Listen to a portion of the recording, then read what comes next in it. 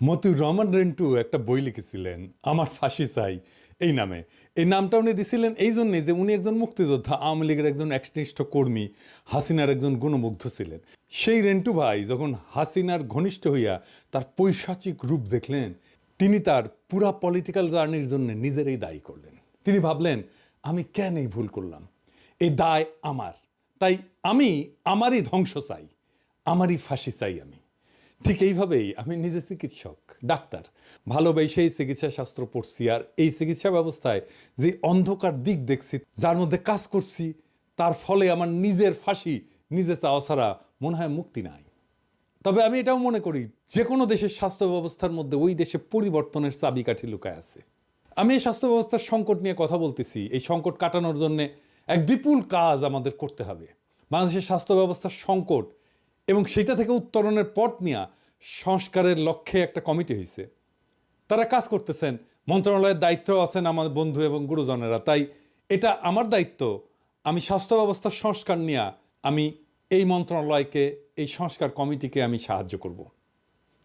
2টা এপিসোড করছি, আরও করব। আমি খুবই অবাক হয়েছি, অসংখ্য মানুষ সেই এপিসোডগুলো দেখছে। তার মানে স্বাস্থ্যের মতো বিষয় মানুষের বিশেষ আগ্রহের জায়গা। বাংলাদেশের পুলিশ আর ডাক্তারেরা কিছু মনে করবেন না, বাংলাদেশে এমন কোনো পরিবার নাই যারা স্বাস্থ্য ব্যবস্থা বা পুলিশ দিয়ে ক্ষতিগ্রস্ত হয় নাই। তার মানে এই দুই জায়গায় কি বিপুল আর ব্যাপক মনুমেন্টাল টাস্ক আছে সংস্কারের, সেটা সংশ্লিষ্টরা বুঝতে পারতেছেন কিনা জানি না। কিন্তু আমার মনে হইল যে আমি যেই পাটাতনে দাঁড়ায় সলিউশনগুলো দিয়ে বলতেছি আগের 2 এপিসোডে, সেই পাটাতনে না দাঁড়াইলে আমার সলিউশনটা আমি কেন দিছিলাম সেটা বোঝা যাবে না।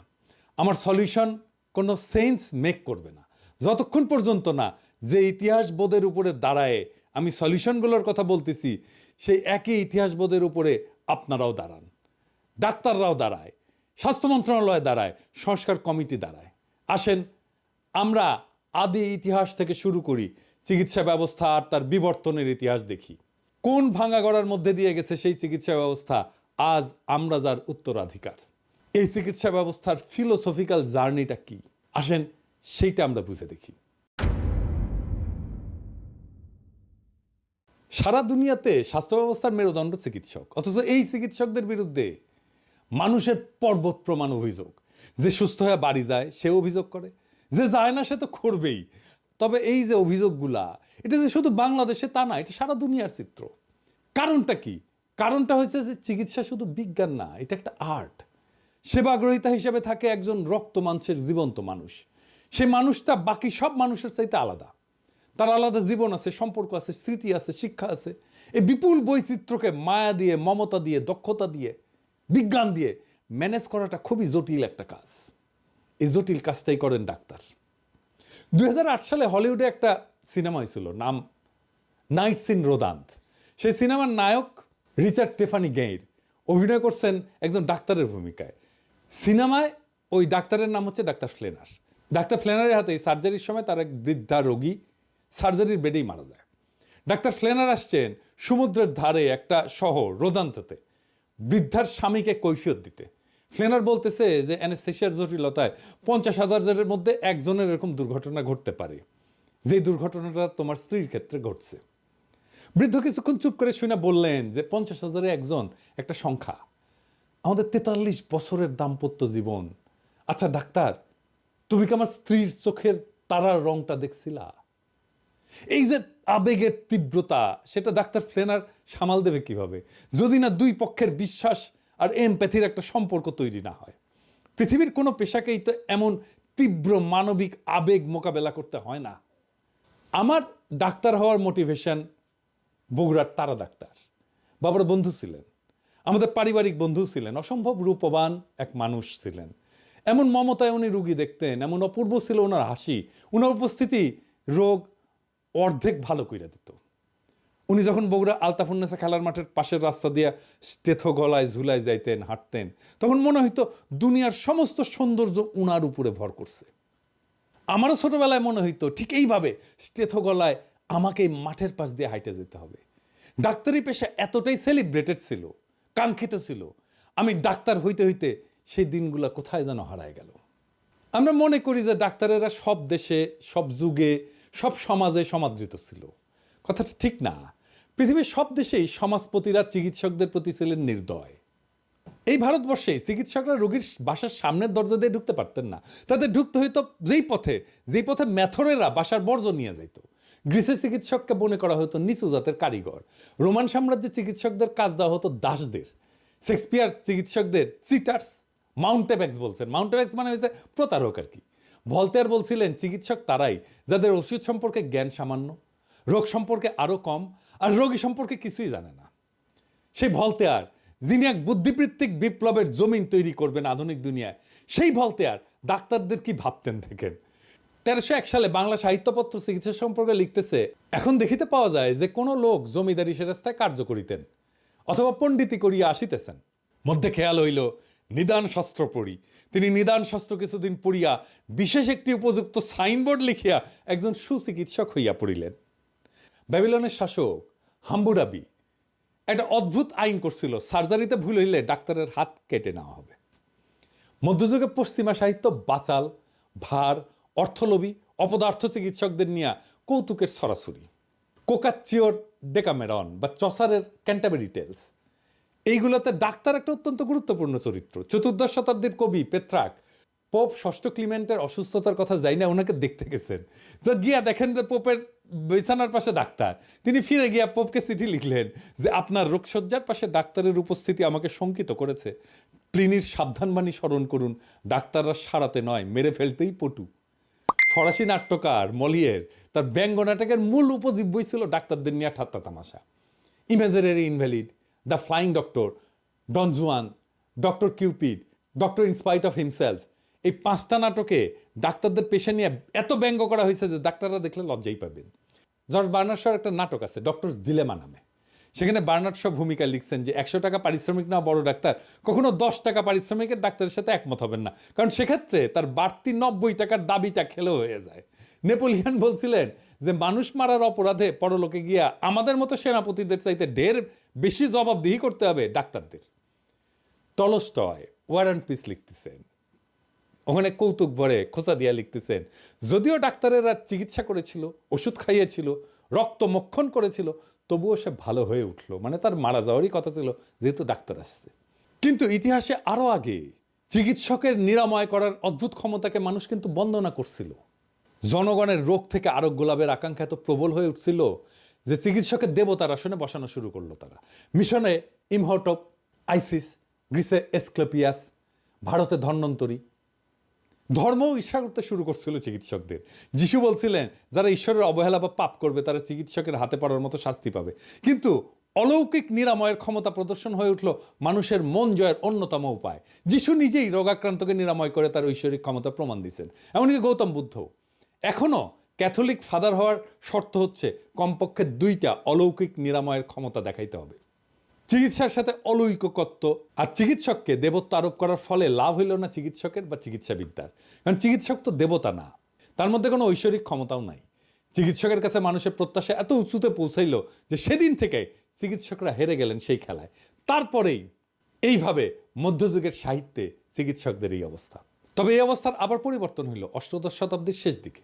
তখন কলোনি মাস্টাররা যাচ্ছেন সারা দুনিয়ায়, নতুন নতুন যুদ্ধবিগ্রহ লেগেই আছে। সেই প্রথম ব্যাপকভাবে সেনাবাহিনীতে নেওয়া হতে থাকলো তরুণ ডাক্তারদের। ছড়ায় ছিটায় থাকা ডাক্তাররা একটা সুসংগঠিত বাহিনীর সদস্য হয়ে ছড়ায় পড়লো সারা দুনিয়ায়, মিশতে থাকলো সাধারণ মানুষের সাথেও। মানুষেরা দেখলো ক্ষমতাবান কিন্তু মাটির কাছাকাছি মানুষ। 19 শতকের মাঝামাঝি সৎ আদর্শবাদী চিকিৎসকদের দেখতে শুরু করলো পৃথিবী। সাহিত্য ছাপ পড়ল। 1872 সালে প্রকাশিত হলো জর্জ এলিয়টের মিডল মার্চ। তার নায়ক এক অসাধারণ আদর্শবাদী চিকিৎসক, টার্সিয়াস লিডগেট। লেখা হলো Madame Bovary, enemy of the people, যা থেকে সত্যজিৎ রায় বানাইলেন গণসত্য সিনেমাটা, Doctor Pascal, Arrowsmith, Citadel, Plague. Bangla সাহিত্য লেখা হলো দত্তা, পথের দাবি, আরোগ্য নিকেতন, অগ্নি। সিনেমায় উত্তম কুমারের সবচেয়ে উজ্জ্বল চরিত্র অভিনয় ছিল ডাক্তারের চরিত্র, দেশপ্রেমিক, আদর্শবাদী, মহান পেশায় ব্রতী, নির্লোভ মহাপুরুষের প্রতিচ্ছবি। সেই সময়টাই ছিল চিকিৎসা পেশার স্বর্ণযুগ।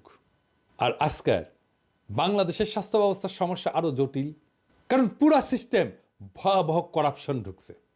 রোগী ধরা দালাল, ডায়াগনস্টিক সেন্টারের কমিশন, হাসপাতালগুলোর রোগী ধরা বাণিজ্য, কিছু বড় বড় ফার্মাসিউটিক্যাল কোম্পানি একটা বড় অংশের ডাক্তারদের সাথে মাসোহারার সম্পর্ক, কিছু ডাক্তারদের মারাত্মক পেশাগত অদক্ষতা, রোগীদের সাথে দুর্ব্যবহার, আর এই সিস্টেমটাকে টিকায় রাখার জন্য গড়ে ওঠা কায়েমি স্বার্থবাদী গোষ্ঠী পরিস্থিতিকে জটিল থেকে জটিলতর করে তুলছে।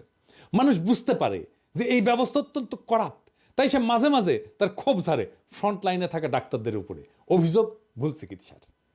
ডাক্তাররা কেন ভুল চিকিৎসা করে? এর দায় কি শুধু ডাক্তারের? WHO বলে যে পশ্চিমা স্বাস্থ্য ব্যবস্থাতে 10% রোগী ভুল চিকিৎসার শিকার হন। চিকিৎসার ঝুঁকি থাকবেই। অত্যন্ত অভিজ্ঞ এবং যত্নশীল চিকিৎসকেরও ভুল হইতে পারে, কারণ প্রত্যেকটা রোগাক্রান্ত শরীর আপন বৈশিষ্ট্য অনন্য। শরীর সবসময় বইয়ের টেক্সট মাইনে চলে না, এটাই বিজ্ঞান। কিন্তু এই যুক্তি মানুষ মানবে কেন যদি তা একটা করাপ্ট সিস্টেমের মধ্যে থাকা একজন মানুষের কাছে শোনে? ডাক্তারদের সাথে আস্থার বিশ্বাসের সম্পর্ক তৈরি করতে 2000 বছর লাগছিল সভ্যতার। এই ইতিহাস যদি ডাক্তাররা জানতো তাহলে মাত্র 50 বছরের মধ্যে সেটাকে ধূলিসাৎ করে দিতে পারতো না। সেই জন্যেই স্বাস্থ্যের জন্য দরকার একটা ফাদার ফিগার। ডাক্তার জাফরুল্লাহ চৌধুরীর মতো, যে নিজে ডাক্তার, সমস্যাটা ভালো বুঝে, আবার জনতার সাথে সম্পর্কিত, মানুষ তাকে বিশ্বাস করে। এমন ফিগার ছাড়া আপনি স্বাস্থ্যে কোনো সংস্কার করতে পারবেন না। আমাদের দুর্ভাগ্য, যখন আমরা সংস্কার করতে যাচ্ছি তখন জাফর ভাই আমাদের মাঝে নাই। বিষয়টা আরো গভীরে যায় দেখি ডাক্তারদের তরফ থেকে তারা কোন জটিল সমস্যার মধ্যে থেকে কাজটা করে সেটা না জানলে শুধু দোষ দেওয়া সমস্যার সমাধান হবে না। প্রাচীনকালে চিকিৎসকরা রোগীর চিকিৎসা করতে করতে অভিজ্ঞতা সঞ্চয় করতেন। সেই সঞ্চিত জ্ঞান তিনি পরের প্রজন্মকে দিয়ে যেতেন। আর আজকে চিকিৎসক যখন রোগীকে চিকিৎসা দেন, রোগ নির্ণয় করেন, সেই চিকিৎসার পিছনে থাকে কোনো না কোনো গবেষণা। সেই গবেষণার উপরে ভর কইরা চিকিৎসক তার সিদ্ধান্ত নেন। কিন্তু খুবই উদ্বেগের ব্যাপার, চিকিৎসা ক্ষেত্রে এই গবেষণার ফলাফল যেটা দাবি করা হয়েছিল, অন্য গবেষকেরা সে একই পরীক্ষা করে সেই ফল পাচ্ছেন না। বিষয়টা আর একটু পরিষ্কার করে বুঝি। বৈজ্ঞানিক গবেষণার একটা মূল বিষয় হলো রিপ্রোডিউসিবিলিটি। তার মানে যে কোনো পরীক্ষা আবার কইরা দেখানো যেতে পারে, বারবার করলে একই ফল আসবে। এখানেই বিজ্ঞানের সাথে অন্য বিষয়ের তফাৎ। সেই কারণেই যেখানে এমনটা ঘটে না সেগুলোকে আমরা অবৈজ্ঞানিক বিষয় বলি। আমি যদি 2 অণু হাইড্রোজেন আর 1 অণু অক্সিজেনকে মিশে তার ভিতর দিয়ে বিদ্যুৎ চালনা করি, তাহলে আমি পানি পাবো। এটাই আমার যদি গবেষণা হয়, তাহলে আমার এই পদ্ধতি ব্যবহার করে সবাই একইভাবে পানি বানাইতে পারবে। যতবার এটা করবে ততবারই একই ফল আসবে। এটাকে বলে রিপ্রোডিউসিবিলিটি। আর এটা যদি না ঘটে তাহলে বলতে হবে আমার গবেষণাটা ভুল বা আমার পদ্ধতি অবৈজ্ঞানিক। একই পর্যবেক্ষণ অনেকবার করে দেখানোই হলো বিজ্ঞানের বৈশিষ্ট্য। অথচ চিকিৎসা বিজ্ঞান সংক্রান্ত গবেষণায় ভয়ানক অবস্থা। প্রকাশিত গবেষণায় যা ফল পাওয়া যায় বলে দাবি করা হচ্ছে, তার বেশিরভাগই আবার নতুন করে গবেষণা করলে আর পাওয়া যাচ্ছে না। মানে আগের গবেষণাটাই ছিল ভুয়া। এটা সামান্য কথা না, কারণ এই গবেষণার উপর ভিত্তি করে চিকিৎসার ব্যবস্থা তৈরি হয়েছে। সেই চিকিৎসা লাখো লাখো লোককে দেওয়া হয়েছে। এই দায় কি তাহলে চিকিৎসকের? 2011 সালে আমেরিকার ভার্জিনিয়া বিশ্ববিদ্যালয়ের সাইকোলজিস্ট ব্রায়ান নোসেক তার সহকর্মীদের নিয়ে সাইকোলজির প্রায় 100টা গবেষণা আবার করছিলেন। এই কাজটা ইন্ডিভিজুয়ালি করা হয় না, কারণ বিজ্ঞানীদের যা দিয়ে উৎসাহ দেওয়া হয়, যেমন স্কলারশিপ, পুরস্কার, কমিটি মেম্বারশিপ, এগুলো পাইতে হলে চমকপ্রদ গবেষণার ফলাফল দেখাইতে হয়। তাই আগে হওয়া গবেষণা নিয়ে কেউ আর কাজ করতে চায় না, একই কাজ আর একবার করে দেখতে চায় না। অবাক ব্যাপারে 100টা গবেষণার 3 ভাগের 1 ভাগ গবেষণা ফল ভুয়া। মানে আগের ফলের সাথে নতুন ফল মিলতেছে না। 2015 সালে সায়েন্স জার্নালে প্রকাশিত হয়েছিল সেই ফলাফল, 3 ভাগের 1 ভাগ ভুয়া। তাইলে এই গবেষণাগুলোর উপর ভিত্তি করে যে চিকিৎসা তৈরি হয়েছিল তার 3 ভাগের 1 ভাগ ভুল হবেই, যার দায় চিকিৎসকের না। অনেকে মনে করতে পারেন সাইকোলজিতে মন নিয়ে কারবার, সেই মন তো আসলে অধরা, ধরা যায় না, তাই হয়তো এরকম অবস্থা। অন্যান্য শাখায় অবস্থাটা হয়তো তেমন খারাপ না, কিন্তু না। 2011 সালে বিখ্যাত ফার্মাসিউটিক্যাল কোম্পানি বায়ার জানাইলো যে ক্যান্সার সংক্রান্ত অনেক গবেষণা তাদের গবেষকরা আবার করে দেখছেন এবং মাত্র 4 ভাগের 1 ভাগ গবেষণার ফল মেলাইতে পারছেন। মানে 75 ভাগ ফল ভুয়া। পরের বছর আরেক ফার্মাসিউটিক্যাল কোম্পানি অ্যামজেন জানাইলো ক্যান্সার সংক্রান্ত বিখ্যাত 53টা গবেষণার মধ্যে মাত্র 6টার ফল তারা আবার মেলাইতে পারছে। মানে শতকরা 89 ভাগ গবেষণার ফল ভুয়া। একজনের গবেষণার প্রাপ্ত ফলের উপরে কাজ করে পরে কেউ একজন কাজ করে, এভাবে বিজ্ঞান আগায় চলে। তাহলে জ্ঞান যা গড়ে উঠছে তা কিসের উপরে গড়ে উঠছে? ভুয়া গবেষণা। Brian Nosek Center for Open Science বলে একটা প্রতিষ্ঠান করছেন। তারা ক্যান্সার সংক্রান্ত 50টা নাম করা গবেষণা প্রবন্ধের ফলাফল পরীক্ষা করে দেখতে শুরু করলেন। 2012 সালে 5টা পরীক্ষা তারা করছিলেন প্রথমে, তার মধ্যে মাত্র 2টা পরীক্ষার ফল মিলছে, তা পুরোপুরি না। তাহলে এর অর্থ কি? এটা গবেষণা? এই গবেষণা ফাঁক ছিল, যা আগেই ধরা পড়ার কথা ছিল, অন্তত প্রকাশিত হওয়ার আগেই। তাহলে চিকিৎসা বিজ্ঞান কার উপরে নির্ভর করবে? এই ভুল আর মিথ্যা গবেষণা কর্মের উপরে এগুলো ছাপা হয়েছিল বিখ্যাত সব মেডিকেল জার্নালে। কিভাবে সেগুলো ছাপা হইলো? এত রিভিউয়ার আছে জার্নালগুলোর, তাদের কারো কাছে গবেষণার ফাঁক ধরা পড়লো না। এই রিভিউয়ের প্রসেসটা বলি, যারা এই বিষয়টা সম্পর্কে জানেন না। ধরা যাক আপনি একটা গবেষণার ফলাফল পাঠালেন একটা জার্নালে ছাপানোর জন্য, সেই লেখাটা কয়েকজন সেই ফিল্ডের কয়েকজন প্রথিতযশা রিভিউয়ারের কাছে পাঠানো হবে রিভিউ করার জন্য, অনেকটা পরীক্ষার খাতা দেখার মতো। তারা সেই গবেষণাটা নিরীক্ষা করে দেখবেন গভীরভাবে যে গবেষণাটা ঠিক আছে কিনা। কিন্তু আসলেই কি তারা খুঁটায় খুঁটায় দেখেন? 1998 সালে বিখ্যাত মেডিকেল জার্নাল ব্রিটিশ মেডিকেল জার্নালের সম্পাদিকা ফিওনা গডলি একটা দুষ্টামি করে পরীক্ষা করছিলেন। তিনি একটা মন গড়া প্রবন্ধ 200 জনকে পাঠাইছিলেন এবং ইচ্ছে করেই 8 ধরনের ভুল ঢুকাই দিছিলেন। কেউই 8টা ভুল ধরতে পারেনি। 200 জনের কেউ 8টা ভুল ধরতে পারেনি। গড়ে সবাই 2টা করে ভুল ধরতে পারছিলেন। ইন্টারেস্টিং ফাইন্ডিংস এটা। আগের যে উদাহরণগুলো দিলাম সেখানেও দেখছেন 1/4 গবেষণা আসলে ভালো, 3/4 গবেষণা আসলে ভুয়া। হার্ভার্ডের একজন বিজ্ঞানী জন বোহানান একটা ধুনফুন গবেষণাপত্র যার পুরাটাই ভুয়া, তিনি সেটা 304টা জার্নালে পাঠাইছিলেন। সে বানায় লেখা গবেষণায় লাইকেন জাতীয় একটা গুল্মের ক্যান্সার রোধী কার্যকারিতা নিয়ে তথাকথিত গবেষণায় গাল গল্প করছিলেন। আশ্চর্য কথা, কেউই এই গাল গল্প ধরতে পারেনি, কেউ না। অর্ধেকের বেশি জার্নাল লেখাটা উৎসাহ নিয়ে ছাপতে চাইছিল। কাণ্ড দেখেন।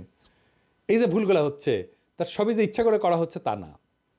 কেন এই ভুলগুলো হয় আমি সেই গভীর আলোচনায় আর গেলাম না, আপনাদের বিরক্তির উৎপাদন হবে। তবে আমাদের দৈনন্দিন জীবন থেকে একটু উদাহরণ দিয়ে দেওয়ার চেষ্টা করি কিভাবে ভুলগুলো হয়।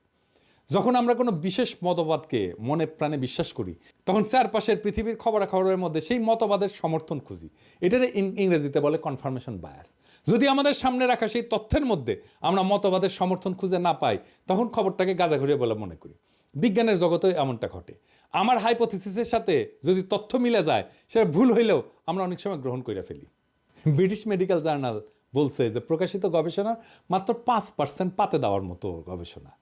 প্রত্যেক মিনিটে প্রায় 2টা মেডিকেল গবেষণা প্রকাশিত হচ্ছে, আর যারা প্রকাশ করতেছে তারা বিলিয়ন বিলিয়ন ডলার কোম্পানি। এলসেভিয়ার পৃথিবীর সবচেয়ে নামী মেডিকেল প্রকাশনা কোম্পানির বছরের সেলস 3 বিলিয়ন পাউন্ড আর প্রফিট প্রায় 1 বিলিয়ন পাউন্ড। এমনকি এরা ফার্মাসিউটিক্যাল কোম্পানির কাছ থেকে টাকা নিয়ে ট্রেস ছাপায়। আর 99% ডাক্তারেরা আসলে পড়ে না, আর বাকি 1% ডাক্তারেরা পড়তে পারে না গবেষণা কর্ম। তাই তাদের ইনফরমেশনের সোর্স হয়ে ওঠে ফার্মাসিউটিক্যাল কোম্পানি। আমার কথা না, গবেষণার কথা।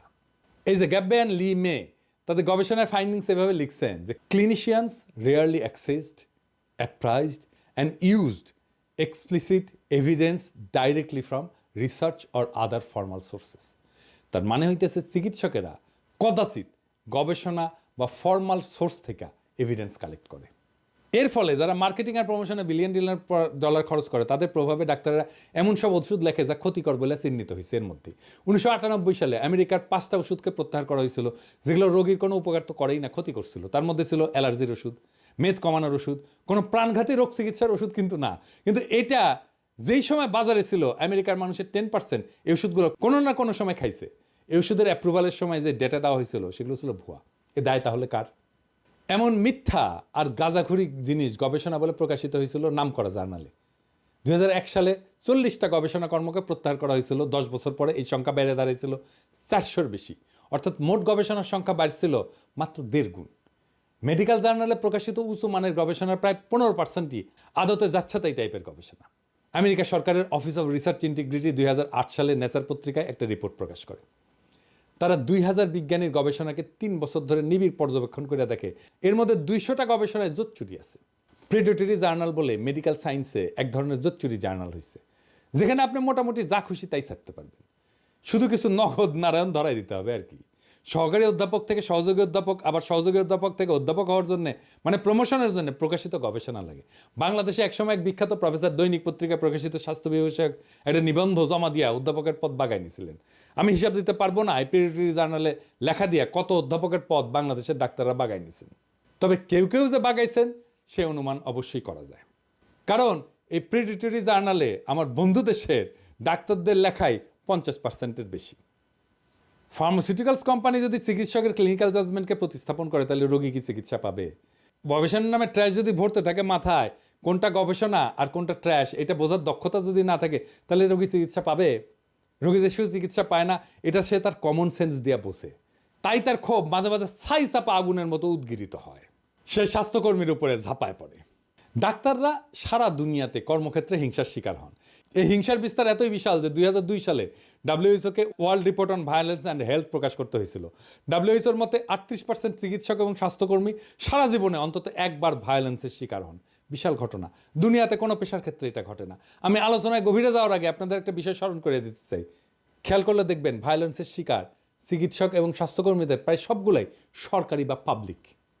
2021 সালে বাংলাদেশের চিকিৎসক নিগ্রহের যে ঘটনাগুলো ঘটছে তা নিয়ে একটা গবেষণা প্রকাশিত হয়েছে। তাতে দেখা যাচ্ছে যে সমস্ত স্বাস্থ্যকর্মী কর্মক্ষেত্রে ভায়োলেন্সের শিকার হয়েছে তার 91% সরকারি ডাক্তার বা স্বাস্থ্যকর্মী। আউটডোর সার্ভিসের 80% আর ইনডোর সার্ভিসের 60% দেয় প্রাইভেট সেক্টর। অথচ কি অবাক বিষয়, পাবলিক সেক্টরের চিকিৎসক সংখ্যায় কম সার্ভিস দেওয়া বেশি পরিমাণে ভায়োলেন্সের শিকার হচ্ছে। আমি যেদিন এই ভিডিও রেকর্ড করি সেদিনই চিকিৎসা বিজ্ঞানের গবেষণা সংক্রান্ত ডেটাবেজ মেডলাইনে ভায়োলেন্সে কিওয়ার্ড দিয়ে সার্চ দিলাম, দেখেন কি বিপুল পরিমাণে ভায়োলেন্স সংক্রান্ত আলোচনা আর গবেষণা মেডিকেল মহলে বাড়ছে। এই গ্রাফে অবশ্য এটাও দেখতে পারবেন যে চিকিৎসা বিজ্ঞান ভায়োলেন্স সংক্রান্ত আলোচনা শুরুই হয়েছে 80-র দশক থেকে। এখন প্রশ্ন হচ্ছে এই ভায়োলেন্স কিভাবে থামানো যাবে? তাহলে আমাদের দেখতে হবে ভায়োলেন্সের উৎস কি। বাংলাদেশের জিডিপির অনুপাতে হেলথ বাজেট 2012 সালের পর থেকে ক্রমাগত কমছে। এখন মোটামুটি জিডিপির 2%, দক্ষিণ এশিয়া এটা প্রায় 5.5%। প্রাইভেট সেক্টরে চিকিৎসা ব্যয় মেটাতে বছরে 4% মানুষ দারিদ্র সীমার নিচে চলে যাচ্ছে। বাংলাদেশে এক বছরে দরিদ্র কমে 1 থেকে 2%। শুধু চিকিৎসার ব্যয় মেটাতে গিয়ে দারিদ্র সীমার নিচে চলে যায় প্রত্যেক বছর 4% মানুষ। বাদরের তৈলাক্ত বাস ব্যয় ওঠার উপমার সাথে এটার কিন্তু মিল আছে। এর আবার গালভরা একটা নাম আছে, মেডিকেল পভার্টি ট্র্যাপ বা দারিদ্র ফাঁদ। হার্ভার্ড মেডিকেল স্কুলের সোশ্যাল মেডিসিনের শিক্ষক পল ফার্মার এটাকে বলছেন স্ট্রাকচারাল ভায়োলেন্স। এর অর্থ হচ্ছে জাত, ধর্ম, লিঙ্গ, বর্ণ বৈষম্য, রাজনৈতিক হিংসা, যুদ্ধ, সামাজিক অর্থনৈতিক অসাম্য এসব কিছুই নির্ধারণ করে কে অসুস্থ হয়ে পড়বে এবং মেডিকেল সার্ভিস নিতে পারবে। তার মানে আপনি একজন স্বাস্থ্যকর্মী হয়ে এই বাজেটে কাজ করে নিজেই স্ট্রাকচারাল ভায়োলেন্সের অংশ হচ্ছেন। রোগীরা স্ট্রাকচারাল ভায়োলেন্সের শিকার হয় প্রথমে। ডাক্তার না জেনে না বুঝে স্ট্রাকচারাল ভায়োলেন্সের অংশ হয়ে যান। রোগীর স্বজনেরা সেই স্ট্রাকচারাল ভায়োলেন্সের ফিজিক্যাল এমবডিমেন্ট হিসেবে দেখে একজন ডাক্তারকে। তাই পাল্টা আক্রমণের লক্ষ্য হয় সে। আপনি স্বাস্থ্যকে প্রায়োরিটি না দিলে স্ট্রাকচারাল ভায়োলেন্স কমবে না। আপনি দেখবেন এই জুলাই আগস্ট বিপ্লব যোদ্ধাদের সুচিকিৎসার ব্যবস্থা করতে পারলো না স্বাস্থ্য মন্ত্রণালয়। ওই যে প্রায়োরিটি মনেই করলো না যে কাজটা জরুরি। যে মন্ত্রণালয় 20 থেকে 25,000 আহত ছাত্র জনতাকে সার্ভিস দিয়ে তৃপ্ত করতে পারে না, সে 18 কোটি জনতাকে কিভাবে তৃপ্ত করবে? এটাই তো ছিল স্বাস্থ্য মন্ত্রণালয়ের জন্য অ্যাসিড টেস্ট। স্বাস্থ্য যে জাতীয় উন্নয়নের জন্য, অর্থনৈতিক উন্নয়নের জন্য একটা পূর্ব শর্ত, এটা না বুঝে আমাদের নীতি নির্ধারকেরা, না আমাদের হেলথের লিডাররা বুঝাইতে পারে নীতি নির্ধারকদের। এ বিষয়টা বুঝে দেখি। 2010 সালে একটা ইন্টারেস্টিং প্রবন্ধ প্রকাশিত হয়েছিল, nuclear weapons and neglected diseases the 10,000 to 1 gap শিরোনামে। এই প্রবন্ধে বলা হয়েছে 11টা পারমাণবিক শক্তিধর দেশ $10 ট্রিলিয়ন বেশি ব্যয় করছে অস্ত্র তৈরি এবং মেনটেন্যান্সে। আর সারা পৃথিবীতে 80 কোটি মানুষ কৃমিতে আক্রান্ত যে হয় তার বেশিরভাগই নিম্ন বা মধ্য আয়ের পারমাণবিক শক্তিধর দেশ। যেমন ইন্ডিয়াতে 14 কোটি, চীনে 8.5 কোটি। নেগলেক্টেড ডিজিজ কন্ট্রোলের জন্য বরাদ্দ সারা দুনিয়ায় $1 বিলিয়ন কম। অর্থাৎ $10 ট্রিলিয়ন পারমাণবিক অস্ত্র সম্ভারের 10,000 ভাগের 1 ভাগেরও কম। 2010 সালে ল্যান্ডসেটের 2 জানুয়ারি আরেকটা প্রবন্ধ প্রকাশিত হয়েছিল, neglected tropical disease beyond the tipping point শিরোনামে। ওখানে প্রবন্ধকার বলছে যে ওভারসিজ ডেভেলপমেন্ট ফান্ডের মাত্র 0.6% বরাদ্দ আছে নেগলেক্টেড টপিক্যাল ডিজিজের জন্য। মাইকেল মমার্ট এইসব বিশ্লেষণ করে বলছিলেন যে স্বাস্থ্য হইল দীর্ঘ সামাজিক প্রক্রিয়ার পরিণতি এবং ফলাফল। এই যে স্ট্রাকচারাল ভায়োলেন্স, তার শিকার হচ্ছে সাধারণ মানুষ, যাদের এই ভায়োলেন্সে কোনো ভূমিকা নাই, ভাষ্য নাই, কোনো অবস্থিতিও নাই। বাংলাদেশের মানসিক চিকিৎসকরা সম্প্রতি বলছেন যে বাংলাদেশের 4 জনের মধ্যে 1 জন মানসিক রোগে ভুগতেছেন। প্রত্যেক বছর 10,000 জন মানুষ আত্মহত্যা করতেছে। এর কারণ হিসাবে বেকারত্ব, হতাশার কথা বলছেন ডাক্তাররা সাহেবেরা। এটা খুব গুরুত্বপূর্ণ কথা বলছেন, তা হচ্ছে বিচারহীনতা। তার মানে সাম্য এবং ন্যায় বিচার শুধু রাষ্ট্রের স্বাস্থ্যের জন্যই জরুরি না, ব্যক্তির স্বাস্থ্যের জন্যও জরুরি। ভায়োলেন্সের the medicine the necessary politics of public health প্রবন্ধে বলা হয়েছে এই ভায়োলেন্সের ট্রিগারিং ফ্যাক্টরগুলোর সামাজিক এবং রাজনৈতিক ডাইমেনশন আছে। ভায়োলেন্সের প্রশ্নের সাথে জড়ায় আছে গ্লোবালাইজেশনের বিতর্ক। আলমা তার প্রাইমারি হেলথ কেয়ারের ঐতিহাসিক ঘোষণায় স্বাস্থ্য নিশ্চিত করার শর্ত হিসেবে শান্তি নিশ্চিত করার কথা বলা হয়েছিল, রাষ্ট্রীয় সংঘাত বন্ধ করার কথা বলা হয়েছিল, আর নিরস্ত্রীকরণের উপরে জোর দেওয়া হয়েছিল। ডাক্তারির খুব একটা অন্তর্গত দার্শনিক কন্ট্রাডিকশন আছে। আপনি খেয়াল না রাখলেই পা স্লিপ কাটবেন। এটা যে শুধু ডাক্তারদের বুঝলে হবে না, এটা বুঝতে হবে সবাইকেই। কত ধরনের সূক্ষ্ম সূক্ষ্ম ফাঁদ আছে, ট্র্যাপ আছে, পিছল জায়গা আছে, যেটা আমাদের খুব গভীরভাবে বোঝা দরকার। তাছাড়া শুধু ডাক্তারদের দোষী দেবেন কিন্তু ফল আসবে না। সংস্কারের কথা বলবেন, সংস্কার হবে না। কারণ মূল সমস্যার গভীরে যে বুঝতে হবে কোথায় সমস্যা। এই যে মেডিসিন শাস্ত্র বা চিকিৎসাবিদ্যা, এটার অন্তর্গত একটা হিংসার উপাদান আছে। একদিকে মেডিসিন আর্ট অফ হিলিং, আরেকদিকে রোগের হন্তারোগ। দুই ক্ষেত্রেই মেডিসিনের কেন্দ্রে আছে মানুষ।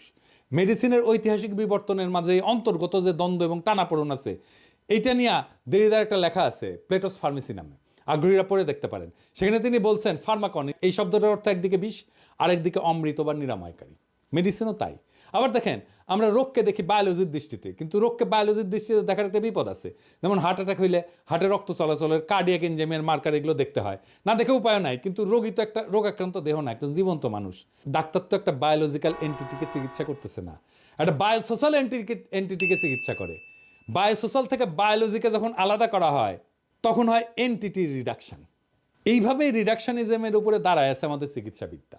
তাই সোশ্যাল এন্টিটি যখন সামনে এসে দাঁড়ায় তখন সেটাকে পৃথিবীর কোনো দেশের ডাক্তাররাই আর মোকাবেলা করতে পারে না। আবার আরেকদিকে দেখেন, আমরা যখন অসুস্থ হয়ে ডাক্তারের কাছে যাই বা হাসপাতালে যাই, সেখানে দেখা হয় আমাদের ক্লিনিক্যাল হেলথ, মানে সেখানে ব্যক্তির শরীরটা দেখা হয়। আবার ধরেন এই কোভিড মহামারীর সময় আমরা তখন পাবলিক হেলথের দৃষ্টিকোণ থেকে দেখি, যেখানে কমিউনিটি গুরুত্বপূর্ণ, সেই সামাজিক অবস্থা গুরুত্বপূর্ণ যা পরিবেষ্টিত হয়ে মানুষ থাকে। যদি দুই ক্ষেত্রেই ডিসোশ্যালাইজেশন সমানভাবে কার্যকর থাকে, তাহলে দুই ক্ষেত্রেই যেটা হয় সেটা হচ্ছে ডিহিউম্যানাইজেশন। এরিক ক্যাসেলের একটা বেশ পুরনো লেখা আছে, শিরোনাম হচ্ছে দ্য রিলিফ অফ সাফারিং। সেখানে তিনি বলছেন, রোগাক্রান্ত হইলে মানুষের মানব সত্তার অনেক কিছুকেই তছনছ করে দেয়, ব্যক্তির সমগ্রতাকে ভেঙে চড়ে সাফারিংসের জন্ম দেয়। এই সাফারিংসের বোঝার ক্ষমতা আধুনিক মেডিসিনের নাই। আমাদের টেক্সট বইকে ঢেলে লিখতে হবে। পুরো টেক্সট বই আর শিক্ষাদানের পদ্ধতি না বদলাইলে চিকিৎসাবিদ্যার রোগীকে বায়োসোশ্যাল এন্টিটি হিসেবে দেখতে পারবে না। এইবার আসেন হাসপাতাল প্রসঙ্গে। আমরা ডাক্তাররা সবাই হ্যারিসন পড়ছি মেডিসিনের টেক্সট বই হিসেবে। সে খোদ হ্যারিসনে হাসপাতাল সম্পর্কে বলা আছে, হাসপাতাল হচ্ছে একটা ইন্টিমিডেটিং এনভায়রনমেন্ট যেখানে রোগীর সেন্স অফ রিয়েলিটিকে অল্টার করে দেয়। এই সেন্স অফ রিয়েলিটি হচ্ছে রোগীর ব্যক্তিময়তা, মানুষ হিসেবে তার এন্টিটি। সেটা হারায় গেলে রোগী তার নিজস্ব জগৎকে হারায় ফেলে। সে হয়ে যায় একটা বেড বা কেবিন নাম্বার। হাসপাতালে এসে ব্যক্তিময়তা হারায়, নৈর্ব্যক্তিক হয়ে যায়। আমরা নিজেরা বলি না বেড নাম্বার 14 রোগী, বেড কেবিন নাম্বার 1001-এর রুগী, বা অমুক প্রফেসরের রুগী, বা হাইপোথাইরয়েডের রুগীটা, বা রোগীর সেই হারায় ফেলা জগৎ এবং হাসপাতালের নৈর্ব্যক্তিক কেস নাম্বার দিয়া সাজানো জগতের দুর্বল লিঙ্ক হচ্ছে একজন ডাক্তার এবং তার ব্যক্তিময়তা। অথচ একজন ডাক্তার যখন গড়ে উঠতে থাকে, সে তার ব্যক্তিময়তা হারায় ফেলতে থাকে, তার জগৎ সম্পর্কে রিয়ালিটি বদলাইতে থাকে। বাইরন গুডের একটা অ্যানথ্রোপোলজিক্যাল স্টাডি আছে এই নিয়ে, শিরোনাম medicine, rationality and experience on anthropological perspective. এই বইয়ে তিনি দেখাইছেন যে কিভাবে মেডিকেল স্কুলে শুধু নতুন শব্দই শেখানো হয় না, চিকিৎসা শিক্ষার্থীর এক নতুন জগৎকে নির্মাণ করা হয়। একজন শিক্ষার্থীর ভিজুয়াল মেটাফোর বদলায় যায়। অ্যানাটমির কাছে ত্বক যা অনুভূতির অঙ্গ, তা হয়ে ওঠে একটা শিক্ষার সামগ্রী, যা মাইক্রোস্কোপের নিচে দেখার অবজেক্ট। মোদ্দা কথা, চিকিৎসাবিদ্যা চিকিৎসককে যে বিপুল জ্ঞান সম্ভার দেয়, তাতে রোগী নিজের দেহ এবং অস্তিত্ব সম্পর্কে একটা হীনমন্যতায় ভোগে। এটাকে দর্শনের ভাষায় বলা হয় এপিস্টেমোলজিক্যাল হাইপোকন্ড্রিয়া। এই এপিস্টেমোলজিক্যাল হাইপোকন্ড্রিয়ার এক ধরনের নমনীয় হিংসা, এবং এই হিংসা ধারণ করেন চিকিৎসক নিজেই। আপনি খেয়াল করলে দেখবেন কিছু ডাক্তার তার রোগীকে অবলীলায় বলে, আপনি বুঝবেন না, আপনি কি ডাক্তার? আমি নিজে ডাক্তার হয়ে শুনি, আপনি কি স্পেশালিস্ট? আমি যদি স্পেশালিস্ট হয়ে প্রশ্নটা করতাম তখন কি বলতো আল্লাহই মালুম। আর্থার ক্লিনম্যানের একটা বই আছে, বেশ পুরানো কিন্তু প্রাসঙ্গিক। বইটার নাম ইলনেস ন্যারেটিভ। তিনি বলছেন, ডাক্তারদের সিলেবাসে এই বিশ্বাস জন্মানো হয় যে ডাক্তারদের জানা প্রয়োজন শুধু রোগের বায়োলজি, রোগের সাইকোলজিক্যাল, সোশ্যাল, কালচারাল অ্যাসপেক্ট জানাটা জরুরি না। ফলে একটা রোগ যখন রোগীর জীবনে একাধিক অর্থ নিয়ে হাজির হয়, সেটাকে বায়োমেডিক্যাল মডেলের মধ্যে ধরার চেষ্টা করা হয়। তখন শুরু হয় প্রসেস অফ ডিহিউম্যানাইজেশন। অথচ আমরা যেদিকে তাকাই না কেন, চারিদিকে আছে মানুষ, তার সমস্ত আকাঙ্ক্ষা, অপ্রাপ্তি, অসাম্য নিয়ে। সেই মানুষকে বাদ দিয়ে আমরা হামলায় পড়ি তার রোগের উপরে। রোগীর মধ্যে হাজির থাকা বায়োসোশ্যাল এন্টিটির বদলে রোগের উপরে হামলায় পড়ার ঘটনা ঘটে মেডিকেল ইন্ডাস্ট্রিয়াল কমপ্লেক্সের নিপুণ পরিচালনায়। কি এই মেডিকেল ইন্ডাস্ট্রিয়াল কমপ্লেক্স? 1980 সালের 23 October New England journal of মেডিসিনের সম্পাদক আর্নল্ড রেনম্যান একটা সারা জাগানো প্রবন্ধ লিখছিলেন the new medical industrial complex নামে। তিনি পাঠকদের সতর্ক করে দিয়ে বলছিলেন যে এই মেডিকেল ইন্ডাস্ট্রিয়াল কমপ্লেক্স আমাদের ফিউচার মেডিকেল সিস্টেমের দখল নিয়ে নেবে, কিন্তু তারা আমাদের অ্যাকচুয়াল হেলথ প্রায়োরিটিকে গুরুত্ব দেবে না। তাই কিন্তু হয়েছে আজ প্রায় $11 ট্রিলিয়ন বাণিজ্য ক্ষমতা সম্পন্ন হেলথ কেয়ার ইন্ডাস্ট্রি প্রায়োরিটি কি? এদের প্রায়োরিটি টাকা চুল গজানোর ওষুধ বা পৌরুষ জাগ্রত করার ওষুধ। টিবির ওষুধ আসেনি আজ পর্যন্ত 50 বছর। রিফাম্পিসিন কিন্তু টিবির ওষুধ হিসেবে আবিষ্কার হয়নি, লেপ্রোসির ওষুধ হিসেবে আবিষ্কার হয়েছিল, জানেন নিশ্চয়ই।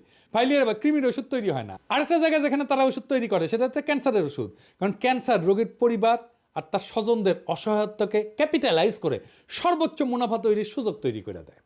আর চিকিৎসা সেবায় যে মেটাফর ব্যবহার করা হয় সেটাও চিকিৎসা ব্যবস্থাকে ডিহিউম্যানাইজ করে। মেটাফর সবসময় সামরিক। কোভিড মহামারীর সময় দেখছেন না ডাক্তাররা বলতে কোভিড যোদ্ধা। হ্যাঁ, প্রায় 150 বছর আগে যখন অ্যান্টিবায়োটিক প্রথম একটা রূপ আবিষ্কার হয়েছিল তার নাম দেওয়া হয়েছিল ম্যাজিক বুলেট। এমনকি হোমারের সময় চিকিৎসায় সামরিক মেটাফর ব্যবহার করা হয়েছে। 1914 সালে ব্রিটিশ মেডিকেল জার্নালে ক্যান্সারকে নৈরাজ্যবাদী এবং ক্যান্সার কোষগুলোকে বলশেবিক কোষ বলা হয়েছিল। মানে টার্গেট মেটাফরগুলোকে পলিটিক্যাল অপোনেন্টের নামে করা হইতেছে। এই যে যুদ্ধের মেটাফর ইউজ করলে রোগকে দেহ থেকে বিচ্ছিন্ন করে ফেলা যায়, ফলে রোগীর সাফারিংস কোনো বিবেচ্য বিষয় হয় না। বিবেচ্য বিষয় থেকে রোগীর দেহ থেকে আলাদা রোগটা। ফলে মেডিকেল ইন্ডাস্ট্রিয়াল কমপ্লেক্সের যোদ্ধারা সকল যুদ্ধাস্ত্র নিয়ে ঝাঁপায় পড়তে পারে। 2016 সালে আমেরিকান জার্নাল অফ বায়োএথিক্সের একটা পুরো সংখ্যা ছিল এই মেডিসিনের যুদ্ধের মেটাফর ব্যবহার নিয়ে। সেই সমস্ত রোগেই যুদ্ধের মেটাফর ইউজ করা হয় যেখানে মুনাফা গগনচুম্বী। আপনি কখনো দেখবেন না যে ডায়রিয়ার বিরুদ্ধে যুদ্ধ বা কৃমির বিরুদ্ধে যুদ্ধ, ডাক্তার সাহেবরা নিশ্চয়ই নিজেদেরকে ডায়রিয়া বা কৃমি যোদ্ধা পরিচয় দেবেন না, যদিও খুব আগ্রহ নিয়ে নিজেদেরকে ক্যান্সার যোদ্ধা বলে পরিচিত করতে চাইবেন। মেডিসিনের এই গ্লোবাল কালচারে ডাক্তারেরা সজ্ঞানে বা অজ্ঞানে বিশ্বাসী হয়ে ওঠে এবং বাহক হয়ে যায়। হিংসার এক নতুন চেহারা আমাদের সামনে ভাইসা ওঠে। এমনকি দেহকে জাতিরাষ্ট্রের সাথেও তুলনা করা হয়েছে। রমেলি মার্টিনের একটা ইমিউনোলজি বই আছে, নাম towards an anthropology of immunology, the body as nation state. যুদ্ধ খেলা জমার জন্য উত্তম মেটাফরি বটে, তাই না? ডাক্তারি পেশা তো কলঙ্ক কম কামায়নি। ইতিহাসে ডাক্তারেরা যারা জীবন নয় মৃত্যুর দূত হিসেবেও কাজ করছে, এইসব তো পৃথিবীর মানুষের কালেকটিভ মেমোরি থেকে হারায় যায়নি। নাজি কনসেন্ট্রেশন ক্যাম্পে ডাক্তারেরা কাজ করতো। সেই সব ডাক্তারেরা কিভাবে মৃত্যুর গবেষণা করতো। সাবসিকুয়েন্ট নুরেমবার্গ ট্রায়ালে 23 জন অভিযুক্তের মধ্যে 20 জনই ছিল ডাক্তার। ভাবা যায়, নাজি হিসাবে বিচার হচ্ছে 23 জনের মধ্যে 20 জন ডাক্তার। মৃত্যুদূত সেই ডাক্তার জোসেফ মেঙ্গেলের কথা আমরা জানি। সে কনসেন্ট্রেশন ক্যাম্পে পেট্রোল থেকে শুরু করে হেন কেমিক্যাল নাই যা বন্দীদের শরীরে পুষ না করতো গবেষণার নামে। এই বদমাইশ গ্রেপ্তারেরা ব্রাজিলে স্বাভাবিকভাবে মৃত্যুবরণ করে। সেই দিনগুলো কি শেষ হয়েছে? না, হয়নি তো। 2004 সালে ল্যান্ডসেটে আবু গ্রাইব কারাগারে ডাক্তারদের সেই একই নাজি বদমাইশি নিয়ে একটা আর্টিকেল ছাপা হয়েছে, Abu Ghraib its legacy of military medicine নামে। আরও 2টা আর্টিকেল আছে নিউ ইংল্যান্ড জার্নাল অফ মেডিসিনে, উইদাউট কনসাস আর when doctors go to war. 2টাই 2005 সালে প্রকাশিত। আগ্রহীরা পড়তে পারেন, অনলাইনে আছে। এই দুঃস্বপ্ন কি শেষ হয়েছে? না, হয়নি। এমনকি হার্ভার্ডে এখন গবেষণা হচ্ছে কগনিটিভ নিউরোসায়েন্সে। কি জন্য জানেন? যারা আমেরিকান রাষ্ট্রের বিরুদ্ধে যুদ্ধ ঘোষণা করছে, অর্থাৎ হার্ডকোর টেরোরিস্ট, তারা দৈহিক আর মানসিক অত্যাচারে ঠিক কোন পর্যায়ে গিয়ে ভেঙা পড়তে পারে তার ব্রেন ম্যাপিং করা, মস্তিষ্কের ফিজিওলজিতে কি কি বায়োকেমিক্যাল পরিবর্তন ঘটে সেটা পরিমাপ করা। কি ভয়ানক অবস্থা! আবার দেখেন, দেহের উপরে রাষ্ট্রের নিয়ন্ত্রণের সবচেয়ে বর্বর রূপ হচ্ছে মৃত্যুদণ্ড। এই মৃত্যুদণ্ড দেওয়ার সময়, এমনকি এক্সিকিউশনের সময় ডাক্তার যুক্ত হচ্ছে। ইনজেকশন দিয়ে জলজ্জান্ত মানুষকে মৃত্যুদণ্ড দেওয়া হচ্ছে, তাকে ডাক্তার মারতেছে, ডাক্তার হয়ে উঠতেছে জল্লাদ। কোনো গ্লানি নাই। একজন ডাক্তার তো এই কাজ করতেই পারে না, এটা মেডিকেল এথিক্সের বাইরে। সে ডাক্তার হিসেবে তার শপথ ভঙ্গ করতেছে, কারণ সে তো জীবন বাঁচায়, সে জীবন নেয় না। 70-80 দশকে ডাক্তারেরা বাংলাদেশেও বন্ধাত্মকরণ কর্মসূচি বাস্তবায়ন করছে। কেউ জিজ্ঞেস করে নাই এটা ঠিক না, কেউ বলে নাই, কোনো ডাক্তার বলে নাই এটা ঠিক না। তৃতীয় বিশ্বের কোটি কোটি সক্ষম পুরুষ নারীকে বন্ধ করে দিছে ডাক্তাররা নিজের হাতে। জ্ঞানের কি ধ্বংসাত্মক ব্যবহার! চিকিৎসাবিদ্যার এই যে অন্তর্গত কন্ট্রাডিকশন, এটাই এই পেশার মানবিক সম্ভাবনাকে স্ফুরিত হইতে দেয় নাই। অন্তর্গত গভীর হিংসার বোধ থেকে একজন মেঙ্গেল তৈরি করে, একজন জল্লাদ তৈরি করে, হাজার হাজার বন্ধাকরণ কর্মী তৈরি করে, যারা তাদের পেশা নিয়ে গর্ব করে। গবেষণার তথ্য লুকায় রফেকক্সিবের মতো ওষুধ কোটি কোটি মানুষকে খাওয়ায় দেয় বিনা গ্লানিতে। খুব সহজেই এরা বিগ কর্পোরেশনের অংশ হয়ে যায়। তৈরি হয় দানবীয় মেডিকেল ইন্ডাস্ট্রিয়াল কমপ্লেক্স, যার একমাত্র লক্ষ্য মুনাফা আর মুনাফা আর মুনাফা। এই হিংসাই হইতেছে সেই বিপন্ন বিস্ময়। 18 শতকের সার্জন এবং অ্যানাটমিস্ট উইলিয়াম হান্টারের ভাষায় নেসেসারি ইনহিউম্যানিটি। তিনি তার ছাত্রদের বলতেন, earn a necessary inhumanity by dissecting the dead. একটা বিখ্যাত বাংলা কবিতা আছে উইলিয়াম হান্টারের মেটাফর নিয়া, মনে পড়তেছে কি? জীবনানন্দ দাশের কবিতা। আরও এক বিপন্ন বিস্ময় আমাদের অন্তর্গত রক্তের ভিতর খেলা করে, আমাদের ক্লান্ত করে। লাশ কাটা ঘরে সেই ক্লান্তি নাই, তাই লাশ কাটা ঘরে চিত হয়ে শুয়ে আছে টেবিলের পরে। এই লাশ কাটা ঘর থেকেই শুরু হয় একজন ডাক্তারের নেসেসারি ইনহিউম্যানিটি।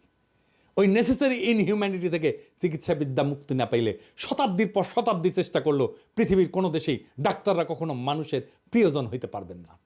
হে স্বাস্থ্য মন্ত্রণালয়ের নেতারা, ডাক্তারি শাস্ত্রের এই অন্তর্গত দুর্বলতা, ঐতিহাসিক স্খলন আর তার সাথেই বিপুল মেডিকেল ইন্ডাস্ট্রিয়াল কমপ্লেক্সের সাথে লড়াই করতে পারবেন?